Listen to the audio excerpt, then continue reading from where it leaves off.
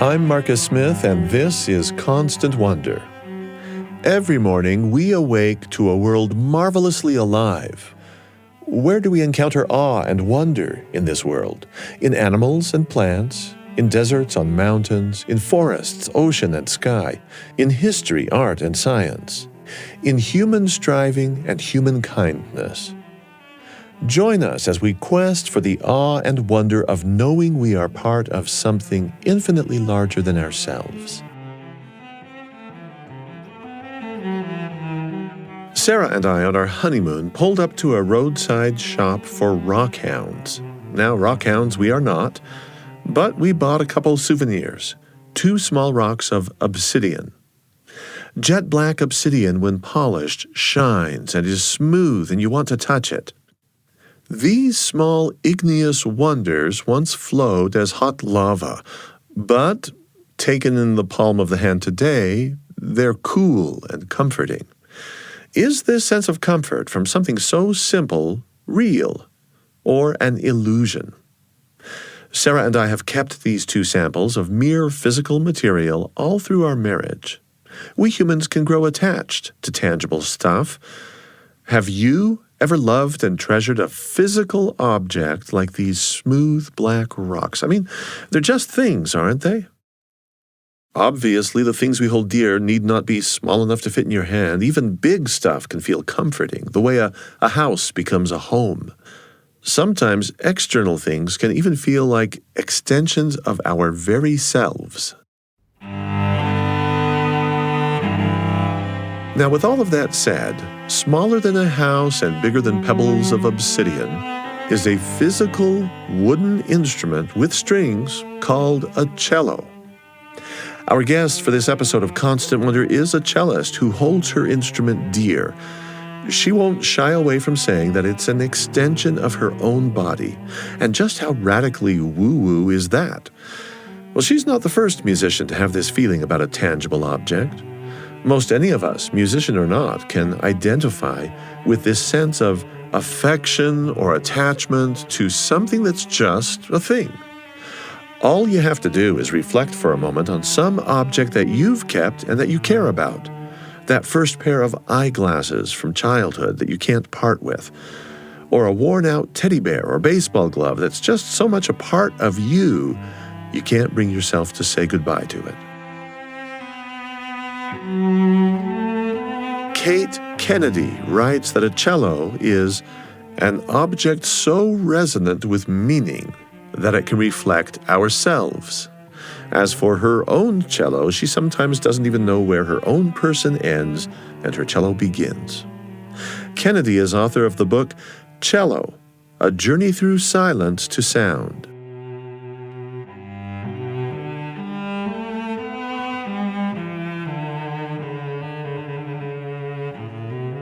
Kate, as I've gotten to know you through your book, the Kate Kennedy that I find there is deeply passionate about her cello. That goes without saying. But even more than that, this passion has given you a strong desire to identify with the life stories of other cellists whom you write about in your book. These are musicians who almost certainly identified with their instruments the very same way you identify with yours.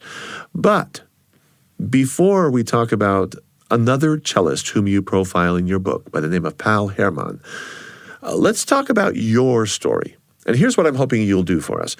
I would like you to take us to your formative years when you first were dreaming of becoming a professional cellist, and then those hopes got dashed when you sustained a significant arm injury. This has been a long-lasting problem. It even remains a mystery today.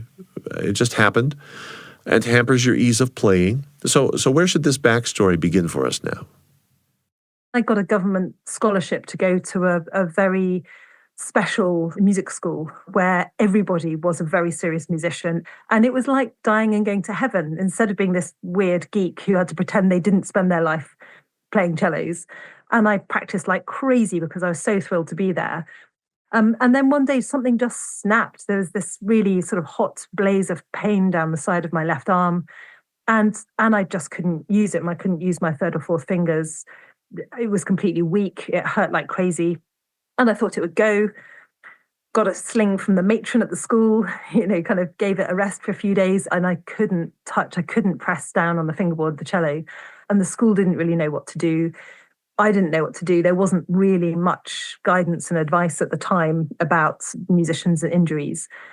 And so that was that. I learnt my cello music in silence. I sat with the cello and sort of held it, but couldn't play it, and imagined what it was like to learn. I learnt all the Bach suites from memory without ever playing them, and learnt the Algar Cello Concerto without imagining the shapes that I would make and the fingerings I would use. And it was a really terrible, terrible time.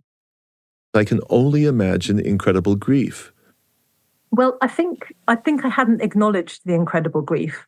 And I think there's something really interesting about a very career-limiting injury when you're in your late teens. And even though, I'd reached a pretty decent standard and it was very clear that was going to be my life, I'm not Jacqueline du Pré. I hadn't had a kind of huge international career as a soloist and then was struck down by tragedy.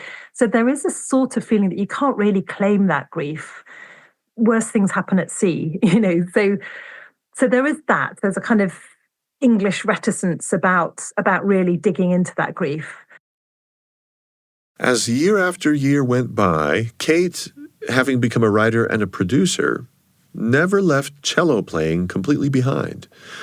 Yet even with physical therapy and an initial concerted effort to reclaim what she has lost, this once central focus of her life got pushed more and more to the periphery.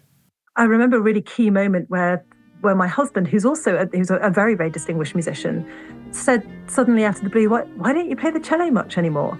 And it was like he'd pressed on a bruise I didn't know I had. It almost made me cry almost immediately. And I thought, I'm carrying that around. Yeah, what a good question. Why don't I?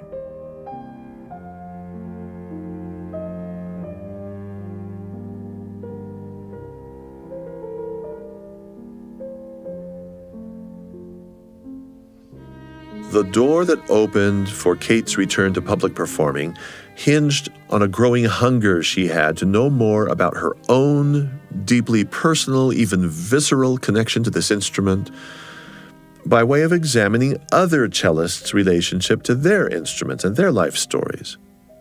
In the years between her injury in her teens and then her eventual return to playing, Kate's career had taken her into writing and broadcasting. She's a research fellow at Oxford, associate director of the Oxford Centre for Life Writing, and a regular presenter on history and culture for the BBC.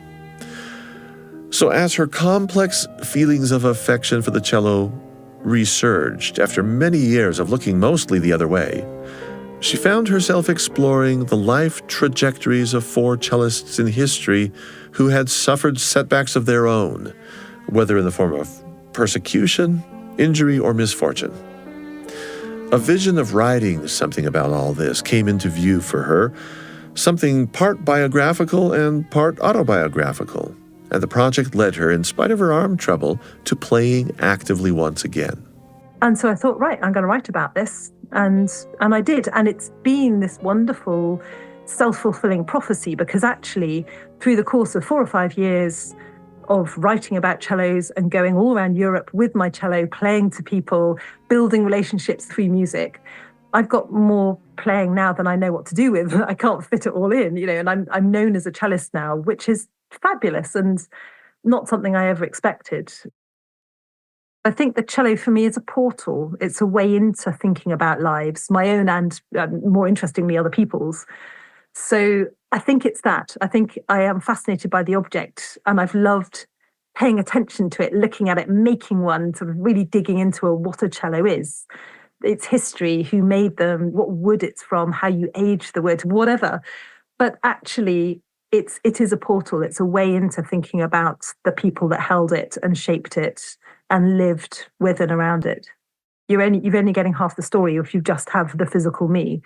And with my cello, I was complete. And that was very interesting as a biographer, particularly interesting. What makes a person? What is someone's identity? And how do you capture that on the page if you don't even understand your own? You just said, with my cello, I was complete. I want to point out that is not an idiosyncrasy of yours, that feeling is shared with other cellists, and so many other musicians that I have met feel like their instrument is practically an extension of their own body. Yeah, it absolutely is. It's the size of a human torso. It even has the language of the human body. We describe a cello as having shoulders and ribs and a back and a neck, and like it's a human, and we keep it resonating against our lungs, against our heart. That's where the cello touches. It's like a big hollow organ, and it's held against our body. We spend more time in physical contact with a cello than we will with any human in our lives if we are a very serious player. So it holds something of the player's touch, of our sweat, of the patterns in which we move our hands up and down the fingerboard. All of that I find really fascinating. This sort of symbiotic, reciprocal relationship between instrument and player, and the intertwining of the cello. Of the 4 cellists whose lives are depicted in Kate's book, we have chosen to highlight but one, an artist of the early 20th century by the name of Pál Hermann. The story of Pál Hermann's life comes to a tragic end. The life of his cello, however, has carried on into the present day. Kate Kennedy clearly has deep admiration for this now mostly forgotten musician. Who was Pál Hermann? Was he an important musician? When did he live? Just situate him in history for us. Pál was born really at the turn of the century. He was a Hungarian cellist and composer, equally brilliant and distinguished at both. And he was a great chamber music player. He played in the big quartets at the time. And he also played Baroque music, very interestingly, and it was quite untrendy at the time to do so. He was Jewish, very assimilated, not really aware of his Jewishness until he was living in Berlin in the 1930s, when, of course, being Jewish is a horribly distinguishing feature. And he was hounded out of Berlin. He was forced into the Netherlands, then from there to Brussels, from there to Paris, basically just hounded around Europe. But very early on in his teens, he was already celebrated as kind of one of the great soloists and chamber musicians around in Europe at the time. When Pál came to play in London as a very young prodigy, he had this very average German cello with him, and he performed on it. And then Louise Bachien and Jaap de Graaf, who were these benefactors of the arts, hosted a party in their London house, very near the Wigmore Hall, in fact. And Pál was apparently dancing with his German cello and managed to spill wine down it. It had some kind of accident. He was such fun. He had such energy and life about him. And I just imagine him whirling around with this cello and then getting it splattered with wine and scratched and dented and goodness knows what. So he had to take it into a cello shop the next day, and I found the records in their logbook of instruments coming in. This wonderful young player with this terrible cello came in, and he's got scratches and wine down it, and so that was how Pál managed to injure his very average cello.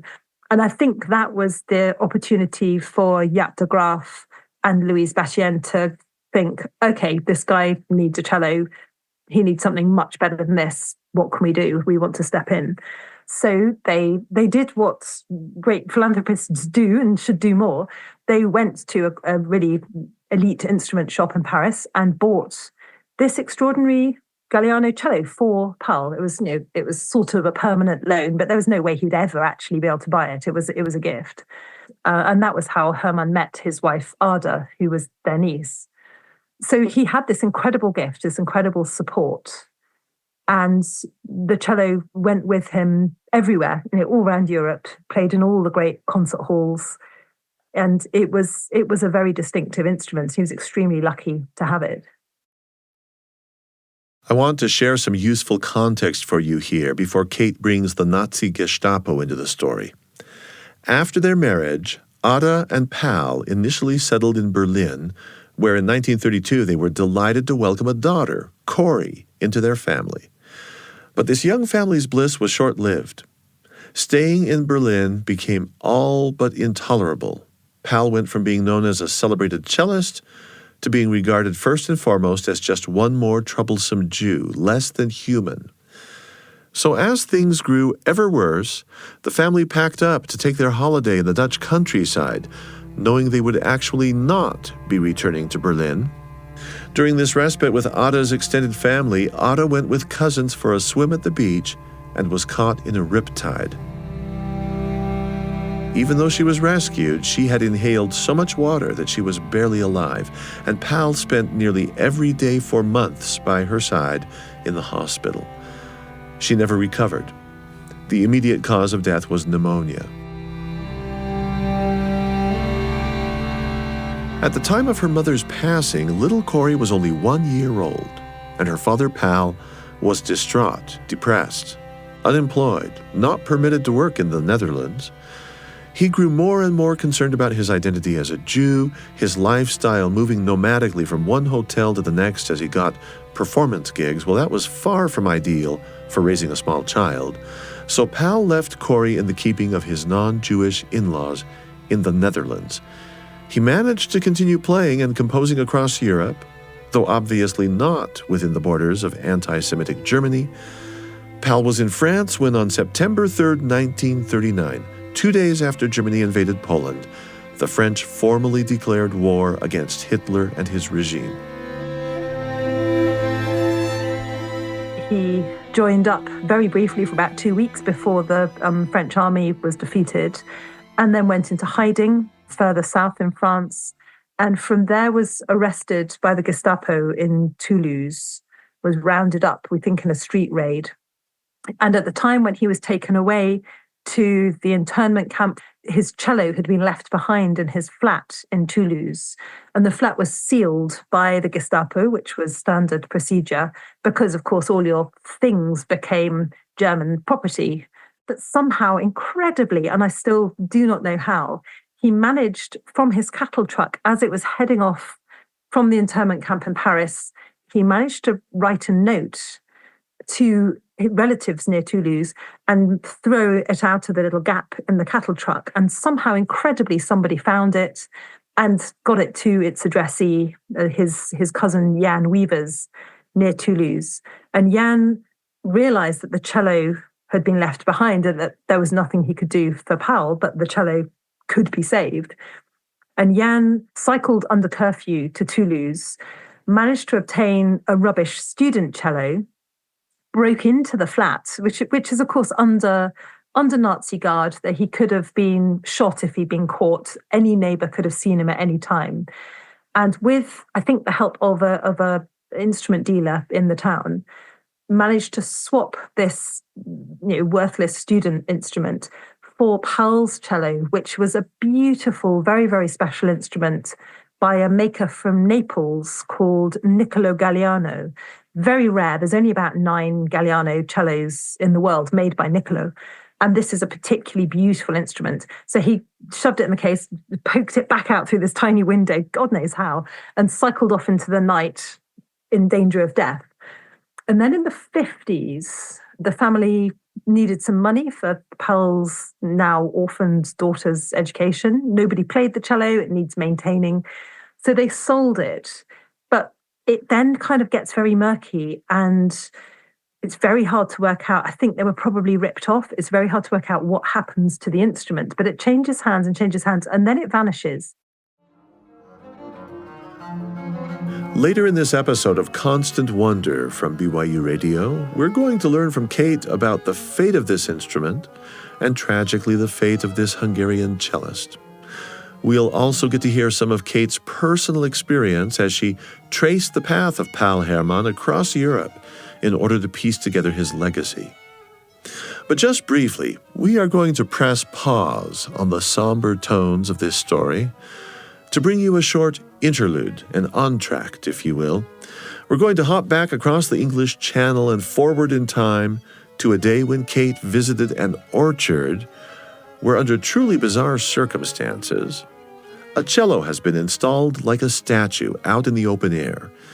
It's a cello she got a chance to put her hands on and play when most of us wouldn't want to go anywhere near it. I'm Marcus Smith, bringing you Constant Wonder.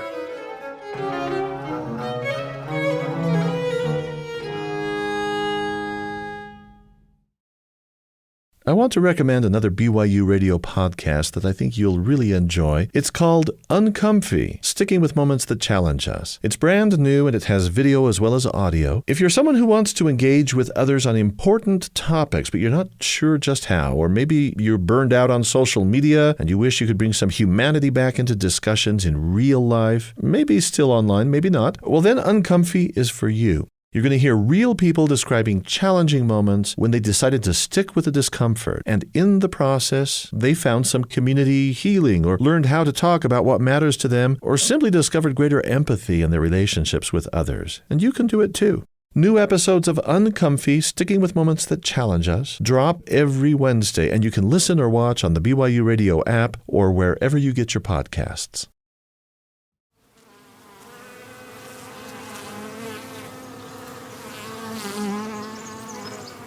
There is this fabulously eccentric physicist in Nottingham in the UK whose wife is a cellist, and he is one of the world experts on honeybees. So with his incredible creative mind, he put the two together, found a cello and a skep that had been thrown away, and decided that actually, because bees are better than humans, better organized, they don't fight each other, they deserve a cello more than us humans do.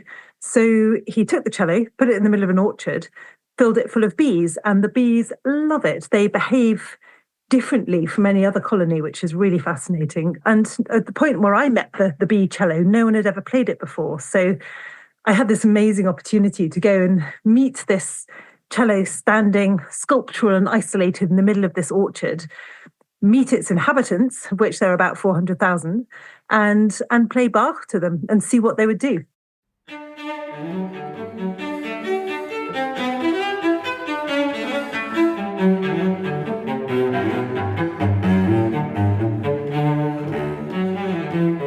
Now, when you say you played Bach to them, didn't you sort of play Bach around them? Yeah, around them, with them, in duet with them. And one of the amazing things about it is that they listen through their legs. They listen through vibration because they don't have ears. When you vibrate their home, they just kind of go sort of almost imperceptibly calmer because they're sort of pausing in their daily business and listening and paying attention. It's a wonderfully mindful feeling.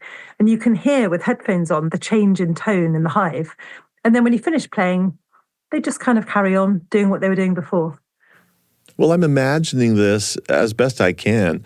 As the fingerboard comes down in the strings, there are those little F holes. Does that become the entrance to the hive? Or how does this look? Yeah, it does, which is fabulous. So what he's done is take the back off a cello and build a wooden prop so that the cello stands up by itself. Even that makes it look more like an installation than an instrument. It's very sort of odd and disarming. Kate explained to me that this cello's wooden back has been replaced with plexiglass, allowing you to see the interior of their new home and what they're up to. So you can see around the back of it, it's absolutely black with honeycomb and thick with bees. You can see them all kind of swarming around. And on the front, they pop themselves out of the F-holes and fly off to go and get their nectar. And then when they try and come back in, it's a little bit harder to navigate because obviously it's a small aperture. So quite often they miss the F-holes altogether and crash land on the strings. So, when I say I played to and with the bees, they were also playing the cello as well. There's this amazing medley of pinging and thumping and twanging as the bees go boom, boom, boom, boom, as they hit the strings, trying to get back in through their front doors.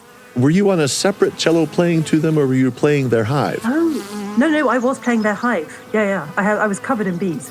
I had bees in my hair. The gap between the fingerboard and the strings is weirdly wide on this cello. It's a terrible cello. And there were bees underneath the strings. I was playing in and around the bees, playing their hive to see whether they would respond to the vibrations. Now, while we do not have audio of Kate playing the bee cello, what we do have for you is a recording made by the wife of the aforementioned physicist who cooked up this radical scheme. His name is Martin Benchik, an academic at Nottingham Trent University, and his wife heard here playing this honeycomb-filled instrument, along with its bees, is Deidre Benchik. The Benchiks have generously made this audio available for us to share with you.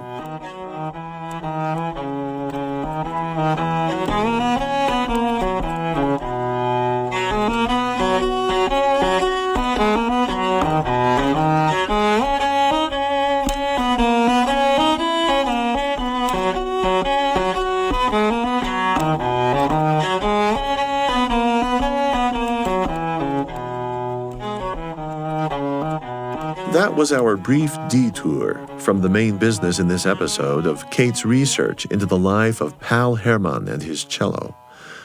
When you consider her fascination for the very physicality of a cello, a certain poetic vision can easily open up, I think, relating to all the possibilities of life that might imbue and inhabit a musical instrument in ways both figurative and literal. Let's resume now with this Nazi-era story of an artist, and we're going to pick up right where we left off before the interlude.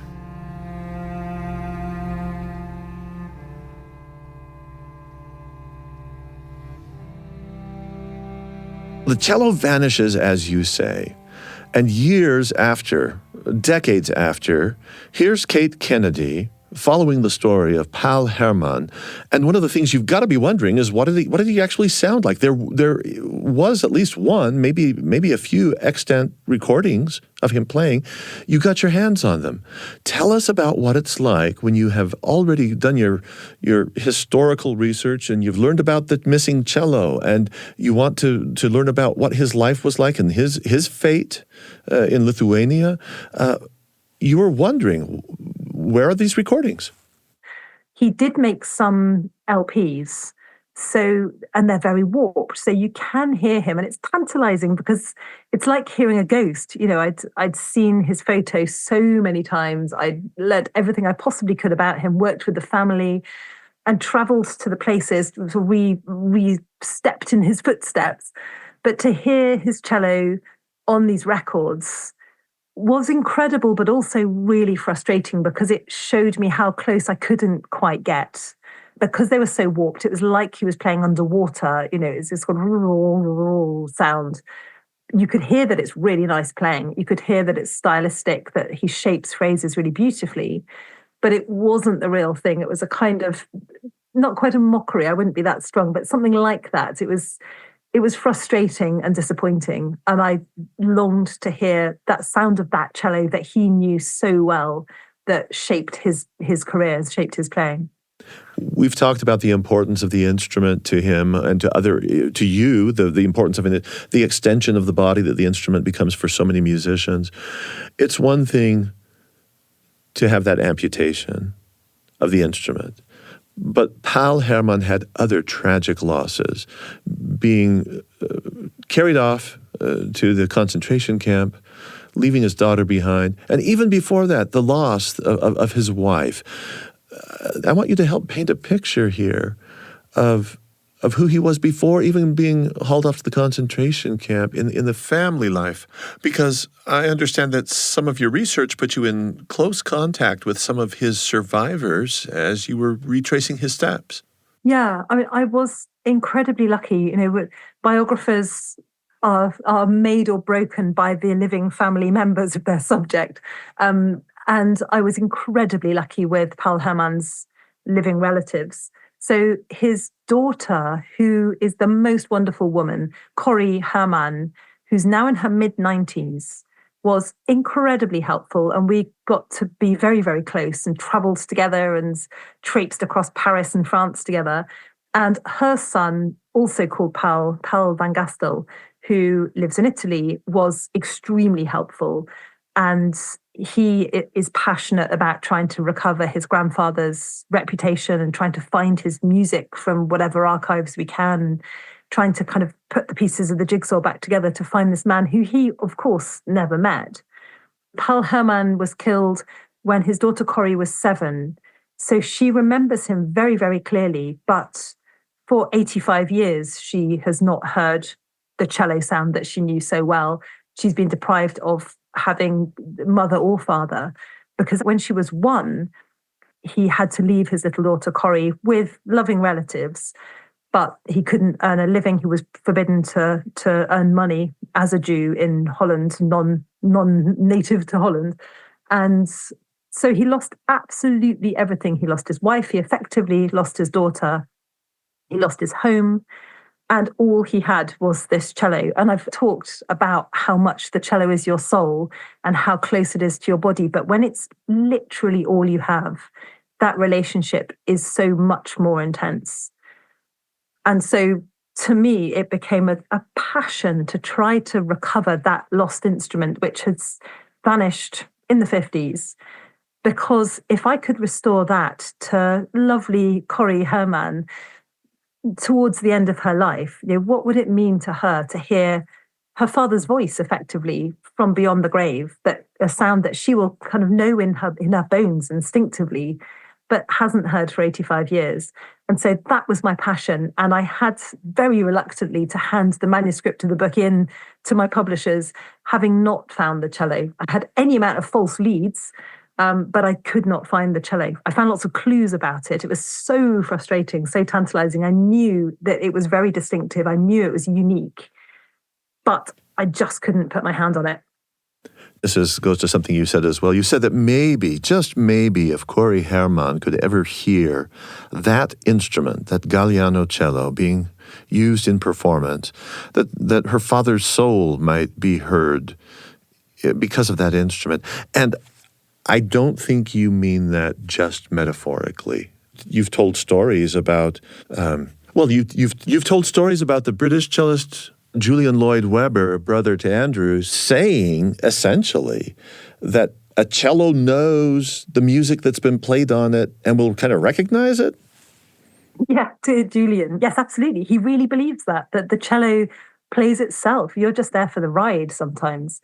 He played a great Stradivarius, and he tried for the first time the Delius cello concerto on it, and it was like trying to hold back a racehorse. He said it was just playing it itself. The cello knew this, and then he realized that actually it had been premiered on that instrument, decades and decades before. The Delius piece had been premiered on that very instrument. On that Stradivarius, yeah. And he didn't know that when he had this kind of strange out-of-body experience with it. Were you personally swayed by this? I love it. I love these ideas. I love to play with them. Everybody has a different relationship to their cello. And, and it was just wonderful collecting all these thoughts and these ideas. There is something almost sort of ineffable about that relationship, but actually it's nuts and bolts and resonance and, and what sounds match. So you can be very cynical and reduce it, but also you cannot deny that there is something other about this. There is something rather sublime about it, which I love. To understand what's actually at stake in this incredibly strange proposition of an inanimate cello somehow remembering music that was once performed on it, and then reviving it at some later date under the able hands of a renowned artist like the cellist Julian Lloyd Webber, well, it may help to remember the sheer miracle of music altogether and our embodied reception of music. Here are the first solo notes of the Concerto by Frederick Delius that Kate was referring to. It's the piece Lloyd Webber performed on an instrument he claimed could remember that piece. Not many decades ago, an audio recording of any kind, including music, would have been thought a complete fiction. And as long as we're talking miracles, sometimes I'm guilty of forgetting just how miraculous concrete musical vibrations are in themselves, to say nothing of the miracle that organic material like human brains and hearts are able to process these vibrations as music. You know just as I do, our internal physical organs of hearing must respond to external sound waves, and this sound must enter our physical bodies before it can ever touch our souls. Given such an astonishing reality as all of that, a cello might be capable of anything at all. I've got another podcast to recommend to you from the BYU Radio family of podcasts. It's called The Appleseed. Each episode features master storytellers sharing all kinds of stories for you and your family, folk tales, fairy tales, personal and family tales. It's ideal for road trips, bedtime, or any time you're looking for something that the whole family can enjoy together. And here's a great side effect of listening to the Appleseed. It has a nearly magical ability to conjure up a whole lot of healthy storytelling right at home, and it often prompts the sharing of precious memories as well. Be sure to catch the Appleseed wherever you get your podcasts. We now return to Constant Wonder. Writer, producer, and musician Kate Kennedy is with us in this episode of Constant Wonder from BYU Radio. I'm Marcus Smith.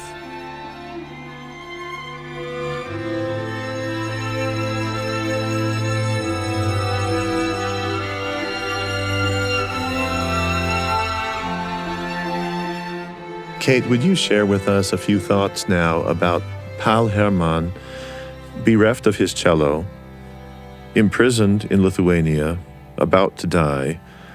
Your subtitle to the book Cello is A Journey Through Silence to Sound. Suddenly he's in the world of silence. And I understand that you are acquainted with some sites. Well, the site in Lithuania. You've been there. Yeah, I have. Walk us into that silence, given everything you've said about music and the cello. Sure. It was one of the great privileges of this research to be able to retrace these great cellist steps. But of course, these stories very often were very dark and very complicated and very tragic. And I had the most wonderful time with dear Corrie Herman going around Paris in a taxi and going around Toulouse. But there were places where she could not go because what had happened to her father there was so awful. And that included Drancy internment camp in Paris, where all the Jews in France were rounded up. And of course, it included this ghastly, ghastly place near Kaunas in Lithuania called the Fort of Death. I mean, just the name gives you an idea. I've never been anywhere so bleak. It's a squat fort, I think, built in about the 1840s. It's a site of any amount of unspeakable atrocities. Russians used it for genocide. It's the site of the second biggest genocide in Lithuania as incurred by the Nazis. And it was simply a killing site. People weren't held there for very long. They were rounded up in the ghettos, taken to these horrible, dark, thick-walled, damp cells with barred windows, herded in there for a night or two, and then taken out and walked between two high mounds of earth through a gate. And then there were snipers, machine guns on either side of the mounds. There were burning pyres to the side, and there is still a wall there that is known as the killing wall because it's just full of bullet holes. And that was where, after 2 days, they took Herman and 800 other Frenchmen who they'd taken off Convoy 73 and kept them in the cell for a few days and then walked them out in groups down this kind of cursed walk with a copse of spruce trees on the hill. And this was something that really struck me alongside all this horrendous, horrendous stuff and this awful wall that still bears the scars of what happened there. There was this copse of spruce trees to my left. And I realized with this sort of heart-stopping moment that was really one of the last things Pál would have seen. And that his cello that he'd lost was also made of spruce. He'd had this close physical relationship with this wonderful resonant spruce wood that was so all about life. And yet these spruce trees were there bearing witness and still are, this extraordinary sort of silent witness as to what went on there.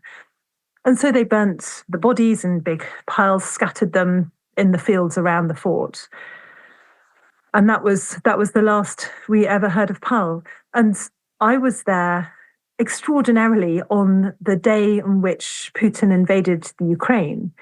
And Lithuania has Russian television. They firmly believed that within hours, potentially, they would be next. And so it was the weirdest moment where I was deeply immersed in the worst atrocities of the Second World War. And it felt like the Third World War was unfolding around me. And then we went back to the cell and found that because it had been whitewashed at various points, it had been used as a food store, like the most unhygienic food store ever. It was so damp with water streaming down the walls. But this whitewash had peeled and revealed graffiti that the prisoners in the cells had written, which is, of course, it's what prisoners do. It's Tower of London has very famous graffiti, but it's all you've got. It's the only way of making a mark on the world when you know you're about to be erased. And we found written there, nous sommes 900 Français, we are 900 Frenchmen. And that was the Convoy 73. It could have been Herman writing it. There were a few names, Émile, 1944. And so I sat under that writing, trying to sort of be some kind of witness to what had happened there. And I played Herman's music. So although he was silenced, it felt in some way that if I could have his music heard in that space, and it was recorded and it's now played there on a loop, apparently, that somehow I could fill that silence with sound, even though, of course, it isn't restorative. It doesn't even begin to touch the sides of repairing the damage that was done there. It's my act of homage to him. And that was an extraordinary moment. I've never heard a cello sound so mournful as it did in this incredibly resonant, dripping, wet space with this writing behind me. What piece did you play? I played Bach.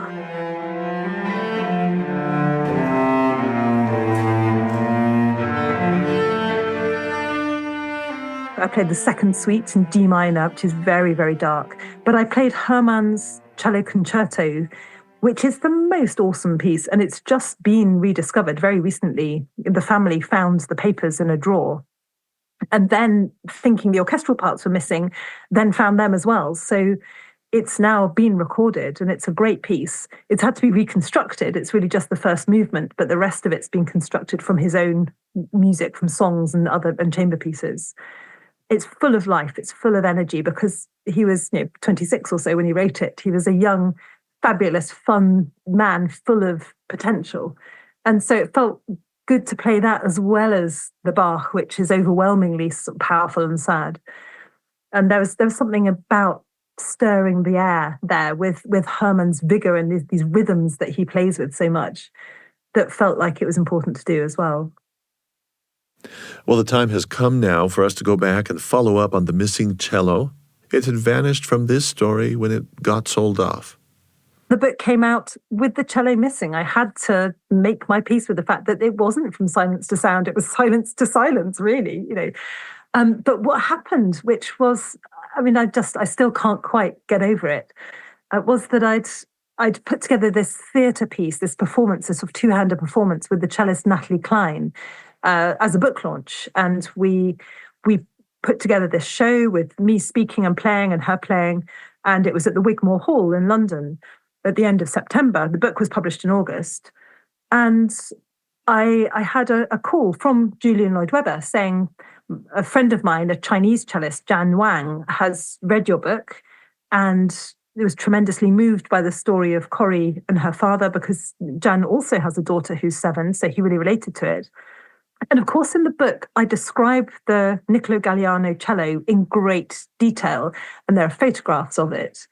And I should say that one of the key reasons why it was so tantalizing and maddening that I couldn't find it was that I had discovered at great length, real detective work, that it actually had an inscription burnt around its ribs, which is really unusual. I didn't know whether it was a big burnt-in inscription or whether it was a pattern or whatever it was. But I did learn that it included the Latin writing "Ego anima musicae sum," which of course is the biggest gift considering all the themes you've talked about. I am the soul of music. I knew this was Pál Hermann's soul, and it was like the cello was confirming it for me. But that's like a tattoo or a birthmark. Cellos look a lot like other cellos, but one with burnt-in writing in Latin, that I've never seen a cello like that. Someone somewhere will have seen that cello. And so I did huge calls out over international networks of dealers and makers across the BBC, every contact I could think of. Someone somewhere will recognize and remember seeing this cello with this writing. And sure enough, Jan Wang thought he remembered a Galliano cello that was being played in a big international cello competition that he was judging. And he thought he remembered seeing some writing around the sides. And of course, I was pretty much shaking by this point in the phone call, but also thinking, but we've been here about 20 times and it's never the right cello. So who knows, But then he found some photos online of this wonderful young Australian cellist who'd been the competitor, and he compared them with the photos and the detail I could give in the book, which, of course, before publication, we hadn't really been able to do. It was because the book existed, this was possible suddenly. And they were the same. The writing was the same. Ego anima musicae sum. There were the letters curving around. This fabulous young player, Sam Lucas, all the photos on the internet confirmed that this was undoubtedly the same cello. And so I had this extraordinary cold calling, this chap, Sam. I was standing on the Strand in London, this busy street. I couldn't even wait to get in a building. I just had to track this guy down. Found his number, called him and said, look, you don't know me, but would you mind awfully getting on a plane pretty much now, flying to perform at the Wigmore Hall in a couple of days' time, and also learning a really hard piece of music you've definitely never heard by a guy called Pál Hermann, who you've certainly never heard of. And could you come and play it with Natalie Klein and me? And bless his heart, rather than thinking I was crazy, Sam said, yeah, okay. And he did. And again, incredibly lucky for us, he's a stunning player. He even looks like Pál Hermann, and he absolutely got the spirit of this quest, So over he came. The first time I heard the cello was on the BBC's Today programme on Radio 4, because Sam had literally just flown in, gone straight to the BBC studio.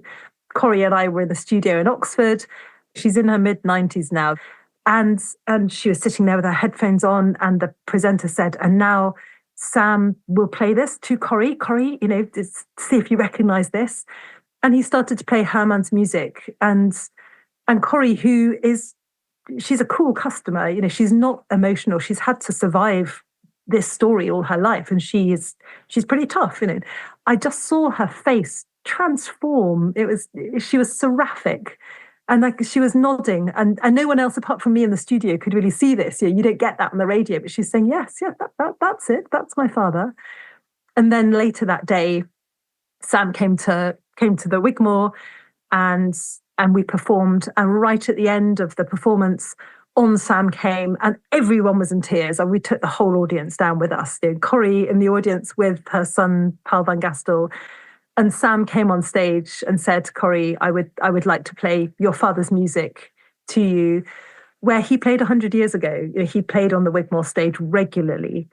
And so the UK premiere of a snippet of Herman's Concerto happened on Herman's Cello for the first time in, goodness knows how long, 85 years at least.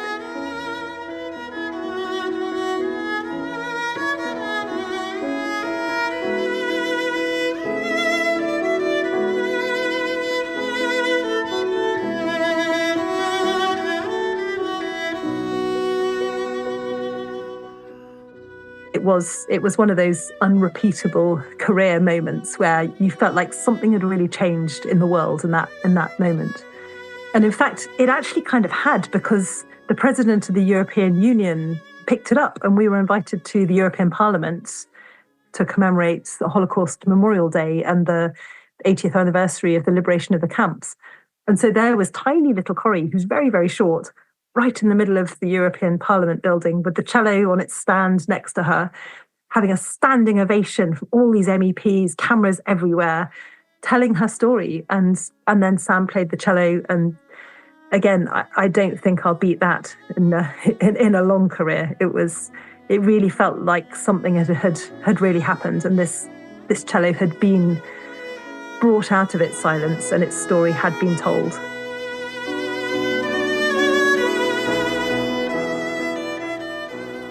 Well, Kate, you are a seasoned broadcaster. You tell a story, you shape a story, you weave a story so well. And we've been able to hear part of what you cover in your book. And it's not just about the one cellist, Pál Hermann.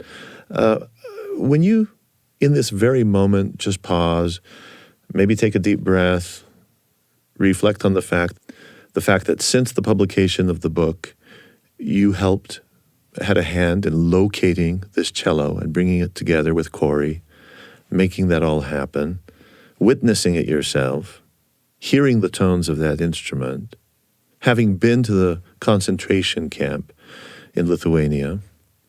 What do you experience now? It's one thing to give the details, but it's kind of gobsmacking to me that anybody should have a hand in this kind of a thing, and you did.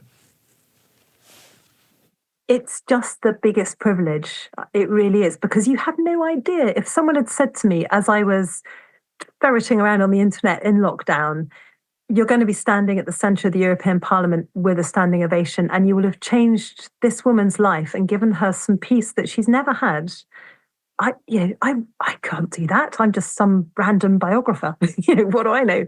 And so the wonderful cumulative momentum that when you start to tell a story and you believe in it and you draw people in and you build communities around that storytelling and they grow and they grow. And these amazing people come and they offer something new and they help join you on your journey.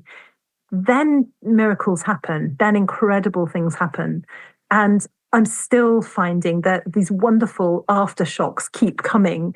I seem to have become the spokesperson for silenced musicians. I'm leading this kind of campaign for let's hear injured musicians talk about the stigma of injury. And that was a totally random side effect of publishing this book and finding the cello after publication and all the effect that has had and what that story with that object at the center of it has come to represent, to speak on behalf of the millions who were silenced by genocide is an incredible privilege.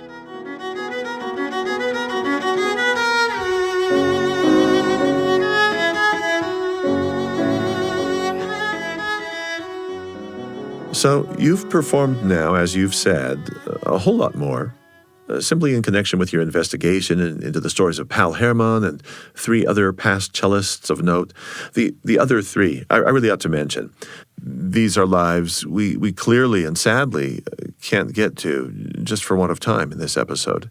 Well, they are Lisa Christristiani, that's another forgotten performer. Christristiani is considered to have been the first professional female cello soloist. She made her mark on the global scene by embarking on an epic concert tour of Siberia. That was in the 1850s, and she was playing a Stradivarius cello. And then Anita Lasker-Wallfisch. Lasker-Wallfisch, she played in the orchestra at Auschwitz and survived incarceration both there and in Bergen-Belsen. Then the last of the 4 that you write about, Amedeo Baldovino, his Stradivarius went down in a shipwreck in South America, but was then later recovered and repaired. The 5th cellist in your book is, of course, you, in the way of autobiography rather than biography, and you disclose personal, heartfelt reasons for weaving these various strands all together. So maybe we could draw this all to a conclusion by reflecting on your private experience through all of this historical and creative work and sleuthing for the book. Has your relationship with your own instrument, after everything you've discovered and learned, has that relationship changed? Yes, it really has. And I was hoping it would, but I wasn't expecting it. I was prepared to use that as a kind of literary device. This is my journey, this is my quest narrative. But actually, it tricked me out of my cynicism, and it really did change, because my calling card all around Europe was my playing. And it wasn't about whether it's perfect, whether it's good. It was about the conversation it can trigger, what the silence after you've played Bach to someone allows them to give you. And so I'm playing all the time. I'm going around all these festivals around Europe, around the UK, playing and talking, and it's just fabulous. It frees me up from the anxiety of worrying about whether or not my arm will hold out, because it's not about me. It's about what this music can achieve. And it's about just knowing the privilege of being able to make it when others can't. And I hold their stories. And I have the opportunity potentially to be able to use my arm well. It has long periods of being able to be fairly okay. It's not perfect. I don't think it ever will be, but I can play. And I celebrate that now rather than try and ignore it because I know I can't rely on it and it's a source of pain. It's now a source of opportunity. And that's a real seismic shift for me. This is going to sound like a leading question, and I suppose it is. I asked you about your private, intimate relationship with your instrument, and in your answer, you kind of went public again about performance and not being self-conscious, and those are all great things, perfectly great things. I guess my leading question is, when you're alone now, just practicing, and you have an instrument, and it's yours, has that kind of a moment of just togetherness with that one other person, the cello, has that changed? Yeah, it really has. Previously, the cello might be in its case over the other side of the room or somewhere else. Now it sits out of its case in a stand, waiting for me to pick it up. And a lot of the book was written with a cello at my feet. So I had, laptop and cello around me. And so I'd stop typing for a bit and I'd sit and play, and then I'd go back to the typing. And it became like breathing. It became a natural gesture rather than something painful and forced. And so the cello was part of my conversation with myself as I was writing this. It has its own voice being woven in because I was typing or then bowing and then typing again. And so it's speaking with me through this book. And just having your cello's voice, having your voice as a cellist back again is transformative. It really is. Kate Kennedy's book is titled Cello, A Journey Through Silence to Sound. This episode was produced by Jess Scoville with assistance from Lily Jensen. Audio of Sam Lucas performing an excerpt from the Pál Hermann Cello Concerto at Wigmore Hall was used with permission from Kate Kennedy. And the recording of Kate herself playing from Bach's Second Cello Suite on site in Kaunas, Lithuania, was used with permission from both Kate Kennedy and from the Kaunas Ninth Fort Museum. Sound design by James Call. I'm Marcus Smith. The Constant Wonder Podcast is a production of BYU Radio.